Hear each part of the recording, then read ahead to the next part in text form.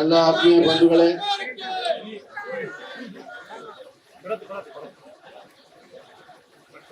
ಇಡೀ ಕರ್ನಾಟಕದಲ್ಲಿ ಕಾನೂನು ಸುವ್ಯವಸ್ಥೆ ಸಂಪೂರ್ಣ ಕುಸಿದು ಅರಾಜಕತೆಯಾಗಿದೆ. ಕರ್ನಾಟಕದಲ್ಲಿ ಜಂಗಲ್ ರಾಜ್ಯ ಇದೆ, ದರ್ಬಾರ ಇದೆ ಮತ್ತು ತಾಲಿಬಾನ್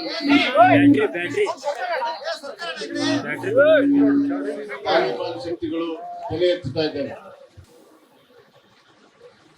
ಇದರ ವಿರುದ್ಧ ನಿರಂತರವಾದಂತಹ ಹೋರಾಟ ಮಾಡುವಂತದ್ದು ಅತ್ಯಂತ ಅವಶ್ಯಕತೆ ಇದೆ. ಹಾನಗಲ್ಲಿನ ಪ್ರಕರಣ ನಮ್ಮ ಕಣ್ಮುಂದಿದೆ. ಅಮಾಯಕ ಹೆಣ್ಮಗಳು ಇವತ್ತು ಸಾಮೂಹಿಕವಾಗಿ ಅವಳ ಮೇಲೆ ಅತ್ಯಾಚಾರವನ್ನು ಮಾಡಿದ್ರು.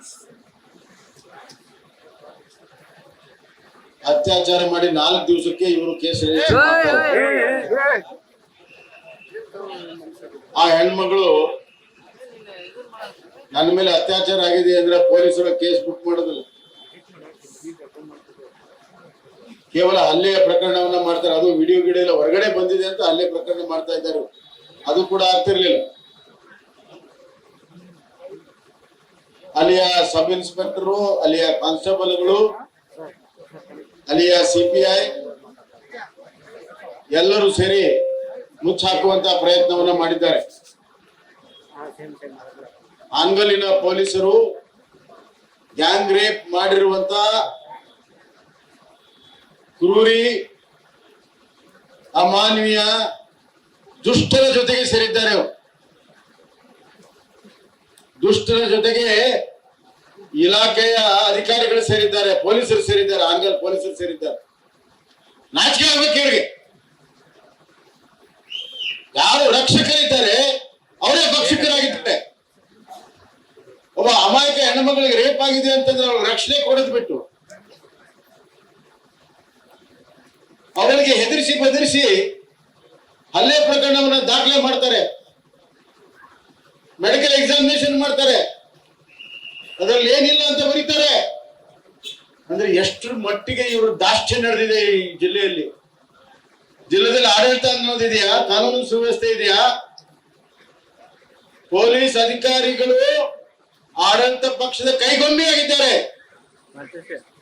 ಭ್ರಷ್ಟಾಚಾರವನ್ನ ಮಾಡಿ ಪೋಸ್ಟಿಂಗ್ ಅನ್ನ ತೆಗೆದುಕೊಂಡು ಆ ಹಣ ವಸೂಲಿ ಮಾಡೋದಕ್ಕೆ ಇವತ್ತು ಕಾನೂನು ವಿರುದ್ಧ ಕೆಲಸ ಮಾಡುವಂತಹ ಶಕ್ತಿಗಳ ಜೊತೆಗೆ ಕೈ ಜೋಡಿಸಿ, ಗುಂಡಾ ಶಕ್ತಿಗಳ ಕೈ ಜೋಡಿಸಿ ಅವ್ರ ಕೈಯಿಂದ ಕ್ಲಬ್ ನಡೆಸುವಂತ, ಓಸಿ ನಡೆಸುವಂತ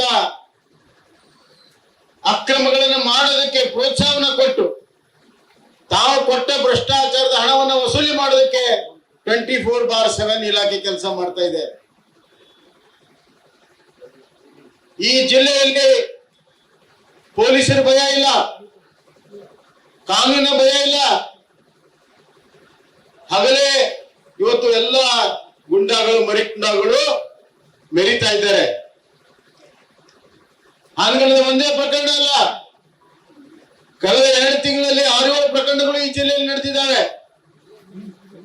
ರಿಪೋರ್ಟ್ ಆಗ್ತಾ ಇಲ್ಲ. ನಿನ್ನೆ ತಾನೇ ಬ್ಯಾಡಗಿಯಲ್ಲಿ ಒಂದು ಪ್ರಕರಣ ಆಗಿದೆ. ಯಾಕೆ ಆಗ್ತಾ ಇದೆ? ಈಗಲೇ ಯಾಕೆ ಆಗ್ತಾ ಇದೆ? ಹಾನಗಲ್ ಪ್ರಕರಣ ಆಗಿ ಇಷ್ಟೆಲ್ಲ ಆದ್ರೂ ಕೂಡ ಮತ್ತೆ ಬ್ಯಾಡಗಿಯಲ್ಲಿ ಅಂತ ಪ್ರಕರಣ ಆಗ್ತಿದೆ ಅಂದ್ರೆ ಅರ್ಥ ಏನು? ಅಂದ್ರೆ ಈ ಗುಂಡಾಗಳಿಗೆ, ಈ ರೇಪಿಸ್ಟ್ಗಳಿಗೆ ಗೊತ್ತಿದೆ ಪೊಲೀಸರು ನಮ್ಗೇನು ಮಾಡುದಿಲ್ಲ, ಪೊಲೀಸರು ನಮ್ಮ ಕೈಯಲ್ಲಿದ್ದಾರೆ, ನಮ್ಮ ಲೀಡರ್ಗಳ ಕೈಯಲ್ಲಿದ್ದಾರೆ, ನಮ್ಮ ರಕ್ಷಣೆಯನ್ನ ಪೊಲೀಸರು ಮಾಡ್ತಾರೆ, ಗುಂಡಾಗಳ ರಕ್ಷಣೆಯನ್ನ ಪೊಲೀಸರು ಮಾಡ್ತಾರೆ. ಯಾವ್ದೋ 4 ಜನ ಅಮಾಯಕರನ್ನ ಒಳಗೆ ಹಾಕಿ ಮತ್ತೆ ಬೇಲಿನಲ್ಲಿ ಹೊರಗಡೆ ಬರ್ತೀವಿ ನಾವು, ಯಾರು ಏನು ಮಾಡ್ಕೊಳಕ್ಕಾಗಲ್ಲ ಅನ್ನುವಂತ ಒಂದು ದಾಷ್ಟ್ಯ ಇವತ್ತು ಗುಂಡಾಗಳಿಗೆ ಬಂದಿದೆ, ಆ ಧೈರ್ಯ ಬಂದಿದೆ. ನಮ್ ಸರ್ಕಾರ ಇದ್ದಾಗ ಬಾಲ ಮುಡಿಸ್ಕೊಂಡು ಹೊರಗಡೆ ಇದ್ರು, ಊರು ಬಿಟ್ಟಿದ್ರು,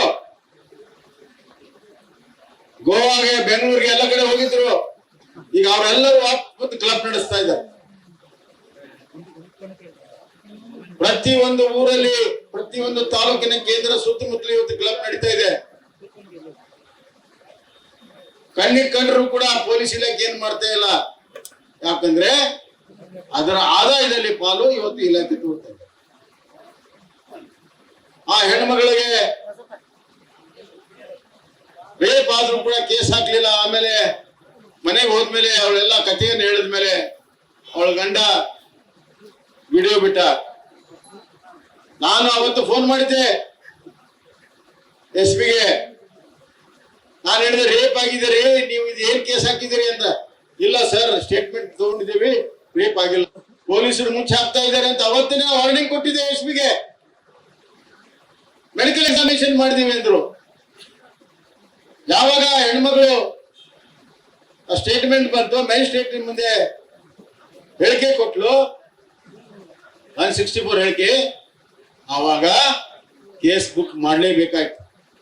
ಅನಿವಾರ್ಯವಾಗಿ ಕೇಸ್ ಬುಕ್ ಮಾಡಲೇಬೇಕಾಯ್ತು. ನಾನು ಆ ಹೆಣ್ಮಗಳ ಧೈರ್ಯವನ್ನ ಮೆಚ್ತೇನೆ. ಪಾಸ್ಕೋ ಕಾಯ್ದೆ ಇದೆ. 2012 ನಿರ್ಭಯ ಕೇಸ್ ಆದ್ಮೇಲೆ ಕೇಂದ್ರ ಸರ್ಕಾರ ಕಾನೂನು ಮಾಡಿದೆ, ರಾಜ್ಯ ಸರ್ಕಾರವು ಕೂಡ ಅದನ್ನು ಒಪ್ಕೊಂಡಿದೆ, ನಾವೆಲ್ಲ ಪಾಸ್ ಮಾಡಿದ್ದೀವಿ. ಪಾಸ್ಕೋ ಕಾಯ್ದೆ ಏನ್ ಹೇಳ್ತದೆ? ಯಾವ್ದಾದ್ರು ಹೆಣ್ಮಗಳ ಮೇಲೆ ರೇಪ್ ಆಗಿ ಅವಳು ಕಂಪ್ಲೇಂಟ್ ಕೊಟ್ರೆ ಕೂಡಲೇ ಮೊದಲನೇ ಕೆಲಸ FIR ಪಾಸ್ಕೋ ಕಾಯ್ದೆ ಅಡಿಯಲ್ಲಿ ಮಾಡ್ಬೇಕು. ಇವ್ರು ಮಾಡಿದ್ರ ಯಾಕೆ ಮಾಡ್ಲಿಲ್ಲ ಅಂತ ನಾನು ಕೇಳ್ತಾ ಇದ್ದೀನಿ. ಯಾರು ಒತ್ತಡ, ಯಾವ ರಾಜಕೀಯ ಒತ್ತಡ ಇವ್ರನ್ನ ನಿಲ್ಲಿಸ್ತು? ಪೊಲೀಸರು ಇರೋದು ಕಾನೂನು ಸುವ್ಯವಸ್ಥೆ, ಅನ್ಯಾಯದವರಿಗೆ ನ್ಯಾಯ ಕೊಡೋದಕ್ಕಿದ್ರೆ ಇಲ್ಲೆಲ್ಲ ದುಷ್ಟರಿಗೆ ನ್ಯಾಯ ಕೊಟ್ಕೊಂಡು ಓಡಾಡ್ತಾ ಇದ್ದೀರಿ.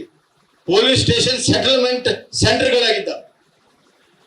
ಅಂತಂಬ್ರ ಜಗಳ ಆದ್ರೆ ಪೊಲೀಸ್ ಸ್ಟೇಷನ್ ಸೆಟಲ್ ಆಗುತ್ತೆ, ಹೊಲ ಮ್ಯಾರಿ ಜಗಳ ಆದ್ರೆ ಪೊಲೀಸ್ ಸ್ಟೇಷನ್ ಸೆಟಲ್ ಆಗುತ್ತೆ, ಬಡದಾಡಿದ್ರೆ ಪೊಲೀಸ್ ಸ್ಟೇಷನ್ ಸೆಟಲ್ ಆಗುತ್ತೆ. ಯಾವನಾರ ಕಳ್ತನ ಮಾಡಿದ್ರೆ ಕಳ್ಳರು ಮತ್ತೆ ಯಾರು ಕಳ್ತನ ಆಗಿದೆ ಮನೆ ಅವ್ರ ಪೊಲೀಸ್ ಸ್ಟೇಷನ್ ಸೆಟಲ್ ಆಗುತ್ತೆ. ಪೊಲೀಸರು ಇದನ್ನು ಮುಚ್ಚಾಕಿದ್ದಾರೆ, ಎರಡನೇ ಮಾತೇ ಇಲ್ಲ. ಎಲ್ಲ ಸರಿ ಇದ್ರೆ, ಪೋಸ್ಕೋ ಕಾಯ್ದೆಯಲ್ಲಿ ಇದ್ರೆ ನಾವೇ ಕೇಸ್ ಕೇಳ್ತಿದ್ವಿ. ಅದನ್ನ ಮಾಡ್ಲಿಲ್ಲ. ಆಮೇಲೆ ಮ್ಯಾಜಿಸ್ಟ್ರೇಟ್ ಬಂದ್ಮೇಲೆ ಹೇಳಿದ್ಲು. ಆಮೇಲೆ ಅವಳ ಆರೋಗ್ಯ ಸಾಂತ್ವನ ಕೇಂದ್ರಕ್ಕೆ ಅವಳನ್ನ ಕಳಿಸಿದ್ರು. ಒಂದೇ ದಿವಸ ಯಾವ್ದು ಆರೋಗ್ಯ ತಪಾಸಣೆ ಮಾಡಲಿಲ್ಲ. ಅವಳನ್ನ ಮರುದಿವ್ಸನೇ ಅವ್ರ ಊರಿಗೆ ಹೋಗ್ಬಿಟ್ರಿ. ಯಾಕೆ ಬಿಟ್ರಿ? ಪೂರ್ಣ ಪ್ರಮಾಣದಲ್ಲಿ ಡಿಸ್ಟ್ರಿಕ್ಟ್ ಇಲ್ಲಿ ದವಾಖಾನೆ ಇದೆ, ಇಲ್ಲೇ ತೋರಿಸಿ ಎಲ್ಲ ಸರಿ ಮಾಡ್ಬೋದಾಗಿತ್ತು. ಮರುದಿವ್ಸ ನಾವು ಬರ್ತೇವೆ, ಅದ್ರ ಮರುದಿವ್ಸ ಮುಖ್ಯಮಂತ್ರಿ ಬರ್ತಾರೆ. ಮುಖ್ಯಮಂತ್ರಿಗಳಿಗೆ ಮುಖಭಂಗ ಆಗುತ್ತೆ, ಅಲ್ಲಿ ಹೋಗ್ಬೇಕಾಗತ್ತೆ ಅನ್ನುವಂತ ಕಾರಣದಿಂದ ಪುನರ ಮಾಡ್ತೀರಿ. ಅದರಲ್ಲೂ ಭಾಗಿಯಾಗಿದ್ದೀರಿ. ಕೇಸ್ ಹಾಕದೆ ರಕ್ಷಣೆ ಮಾಡೋದ್ರ ಜೊತೆಗೆ ರಾಜಕಾರಣಿಗಳಿಗೆ ಸಹಾಯ ಮಾಡೋದಕ್ಕೆ ಅವಳನ್ನ ಆ ಕಡೆ ಕಳಿಸಿದ್ರು. ಅಲ್ಲಿ ಹೋಗಿ ಆಮೇಲೆ ಟ್ರೀಟ್ಮೆಂಟ್ ತಗೊಳ್ತಾ ಇದ್ದಾರೆ. ಆಮೇಲೆ ನನಗೆ ಅತ್ಯಂತ ಆಶ್ಚರ್ಯ ಆಗಿರುವಂತದ್ದು ಮುಖ್ಯಮಂತ್ರಿಗಳ ಹೇಳಿಕೆ. ಸಿದ್ದರಾಮಯ್ಯ ಬಂದಿದ್ರು, ಏನ್ ಹೇಳಿದ್ರು? ನಾನು ನಮ್ಮ ಶಾಸಕರಿಗೆ ಹೇಳಿದ್ದೇನೆ ಅವಳ ಆರೋಗ್ಯವನ್ನ ನೋಡ್ರಿ ಅಂತ. ಸ್ವಾಮಿ, ಕಾನೂನು ಸುವ್ಯವಸ್ಥೆ ಇದೆ ಇಲ್ಲ ಇಲ್ಲಿ? ಮೆಡಿಕೋ ಲೀಗಲ್ ಕೇಸ್ ಅದು, ಪೋಸ್ಕೋ ಕೇಸು. ಖಾಸಗಿಯವರು ಅವ್ರ ಆರೋಗ್ಯವನ್ನು ನೋಡಕ್ಕಾಗತ್ತಾ?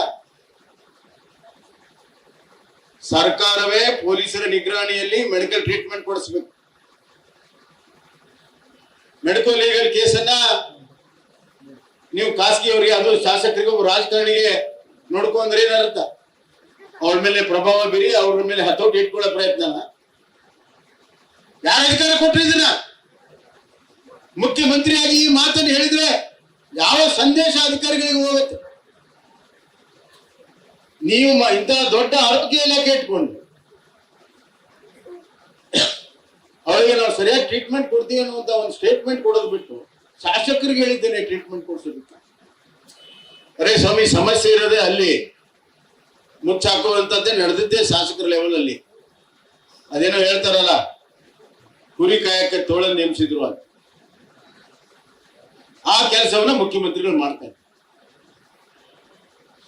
ಅದಾದ್ಮೇಲೆ ಅವಳಿಗೆ ಆಮಿಷ ತೋರಿಸಿದ್ರು. ಅದರಲ್ಲಿ ಅವನ್ ಸಬ್ ಇನ್ಸ್ಪೆಕ್ಟರ್ ಇದಾರೆ, ಈಗ ಅವನ್ ಸಸ್ಪೆಂಡ್ ಮಾಡಿಲ್ಲ. ಏನ್ರಿ ಶೆಟ್ರ, ನಿಮ್ ತಾಲೂಕದ ಹೇಳ್ರಿ, ಸಿಪಿಐ ಸಂಬಂಧ ಅವನನ್ನ ಒಳಗೆ ಹಾಕಿದ್ರು, ಈಗ ಬಕ್ರಾ ಮಾಡಿದ್ರು ಅವನ್ನ. ಆ ಸಿಪಿಐ PS ಅವತ್ತಿತ್ತಂತ ಅದಕ್ಕೆ ಸಸ್ಪೆಂಡ್ ಮಾಡಿಲ್ಲ ಅಂತ, ಅದಕ್ಕೆ ಮುಂದಿನ ವ್ಯವಹಾರ ಎಲ್ಲ ಅವನ ಮಾಡಿದ್ರು.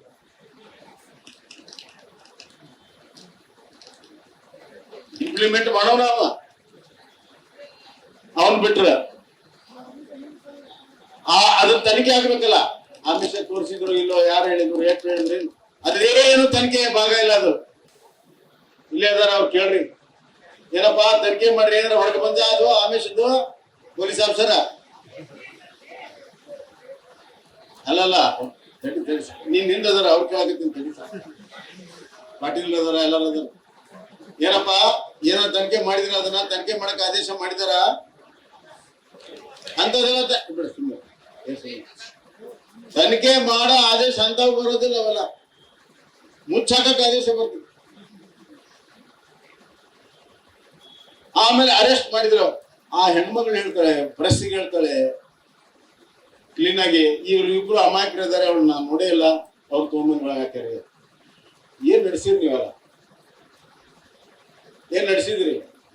ಯಾರು ನಿಜವಾಗ್ಲೂ ಆಕಿನ ರೇಪ್ ಮಾಡಿದ್ರು ಹೊರಗಡೆ ಇದಾರ, ಅರೆಸ್ಟ್ ತೋರಿಸ್ಬೇಕು, ನಂಬರ್ ತೋರಿಸ್ಬೇಕು ಅಂತ ಅಮಾಯಕರು ಸೇರಿಸ್ಕೊಂಡು ಕೇಸ್ ಹಾಕಿದ್ರು. ಆದ್ರಿಂದ ನಾವು SIT ಕೇಳ್ತಾ ಇದ್ದೇವೆ, ಇಷ್ಟೆಲ್ಲ ನಡೆದಿದೆ, ಸ್ಥಳೀಯ ಪೊಲೀಸರಿಂದ ನ್ಯಾಯ ಸಿಗಕ್ಕೆ ಸಾಧ್ಯನೇ ಇಲ್ಲ. ಈ ಸರ್ಕಾರ ನಿಜವಾಗ್ಲೂ ಕೂಡ ಒಬ್ಬ ಅಲ್ಪಸಂಖ್ಯಾತ ಹೆಣ್ಣು ಮಗಳ ರಕ್ಷಣೆಯನ್ನ ಮಾಡ ಏನಪ್ಪ ಅಲ್ಪಸಂಖ್ಯಾತರ ರಕ್ಷಣೆ ನಮ್ಮಿಂದ ಮಾತ್ರ ಸಾಧ್ಯ ಮಾಡ್ರಿ ನೋಡು.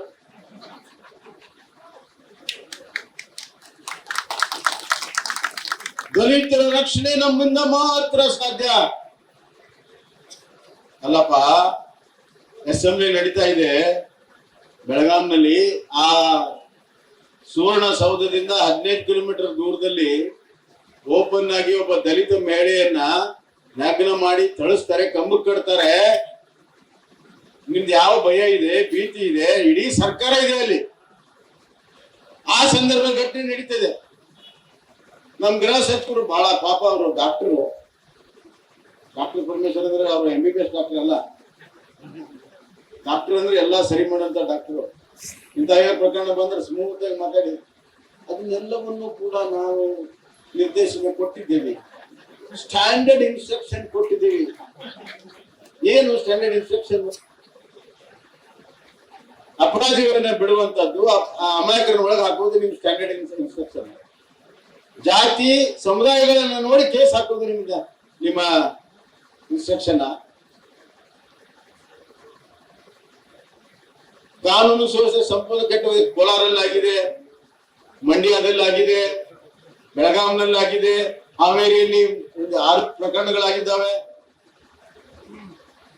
ಮುಖ್ಯಮಂತ್ರಿ ಆದ್ಮೇಲೆ ಒಂದು ಹೇಳಿಕೆ ಕೊಟ್ಟರು, ನಮ್ಮ ಇನ್ನು ಮುಂದೆ ನೈತಿಕ ಪೊಲೀಸರಿಗೆ ನಾವು ಅವಕಾಶವನ್ನು ಮಾಡಿಕೊಡುವುದಿಲ್ಲ, ಯಾರು ಕಾನೂನನ್ನ ಕೈಗೆತ್ಕೋಬಾರ್ದು, ಅದಕ್ಕೆ ಸ್ಪೆಷಲ್ ಸೆಲ್ ಮಾಡ್ತೀವಿ. ಎಲ್ಲಿದೆಪಾ ನಿಮ್ ಸೆಲ್ಲು? ಸೆಲ್ಲು ಇಲ್ಲ, ಏನೂ ಇಲ್ಲ. ಸೆಲ್ ವರ್ಕ್ ಆಗುದಿಲ್ಲ. ನಮ್ ಕಡೆ ಬ್ಯಾಟ್ರಿ ಸೆಲ್ ಆಗ್ತದೆ ಅಂತೆ, ಸೆಲ್ ಎಲ್ಲ ಡೌನ್ ಆಗ್ಬಿಟ್ಟಿತ್ತು. ಯಾಕೆ ಡೌನ್ ಆತಂದ್ರೆ ಅಲ್ಲಿ ಎದುರುಗಡೆ ಅಲ್ಪಸಂಖ್ಯಾತ ಅಪರಾಧಿಗಳಿದ್ರೆ ಇಲ್ಲಿ cell down, Siddaramaiah cell down. ನೋಡಿ ಚಾರ್ಜ್ ಆಗುತ್ತೆ. ಅಲ್ಲಿ ಹೆಸರು ನೋಡ್ತಾರ, ಅವ್ರು ಹೆಸರು ನೋಡಿದ ಕೂಡ ಡೌನ್. 10,000 ಕೋಟಿ ಕೊಡ್ತೀವಿ, ಕೊಡ್ರಿ, ಯಾರು ಬೇಡ ಅಂತ. ಅವ್ರಿಗೂ ಮೋಸ ಮಾಡೋದು.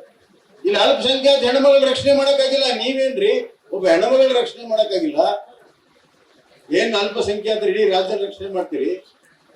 54,000 ಕೋಟಿ ವಾಪ್ ಆಸ್ತಿಯನ್ನ ಕಾಂಗ್ರೆಸ್ಸಿನ ಅಲ್ಪಸಂಖ್ಯಾತ ನಾಯಕರು ಲೂಟು ಮಾಡಿದ್ದಾರೆ.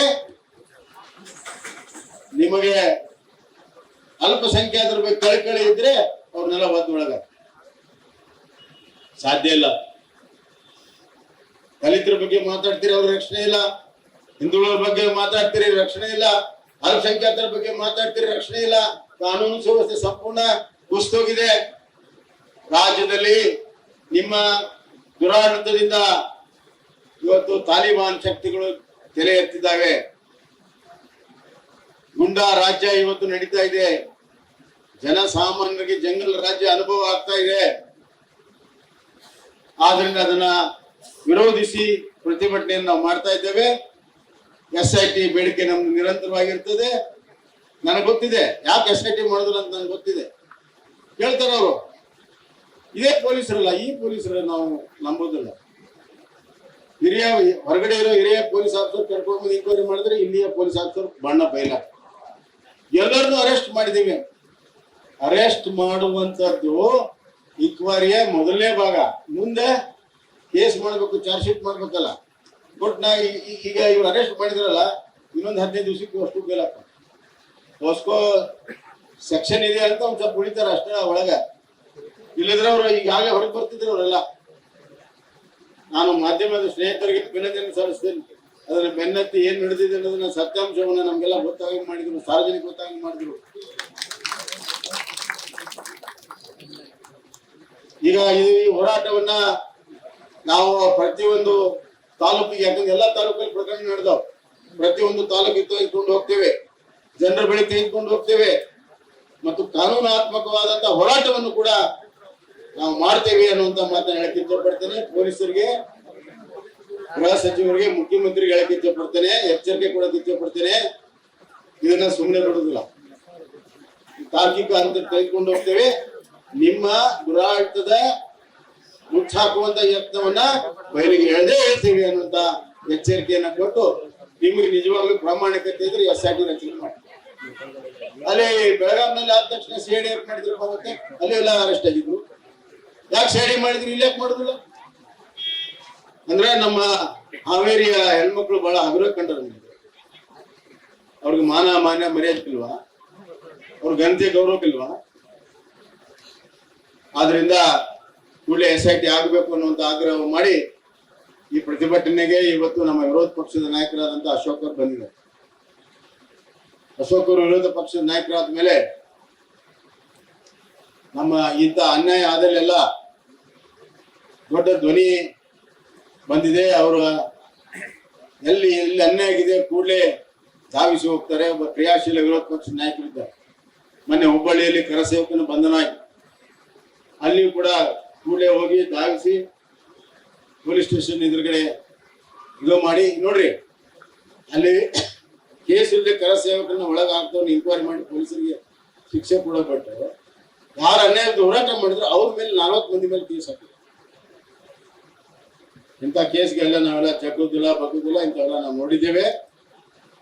ಕೂಡಲೇ ಅವರ ನೇತೃತ್ವದಲ್ಲಿ ಇವತ್ತು ಅಶೋಕರ ನೇತೃತ್ವದಲ್ಲಿ ನಡೀತಾ ಇದೆ.